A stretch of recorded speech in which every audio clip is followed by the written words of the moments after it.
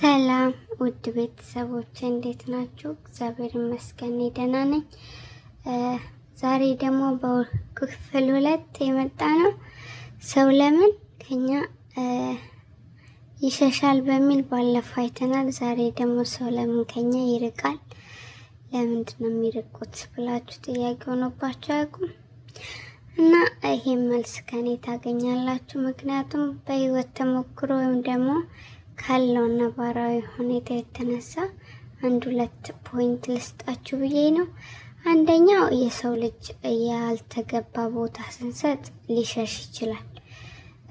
በጣም ክብር ወይም ደግሞ ያለነሱ አልኖርም ካላችሁ የሰው ልጅ ሊሸሻችሁ ይችላል።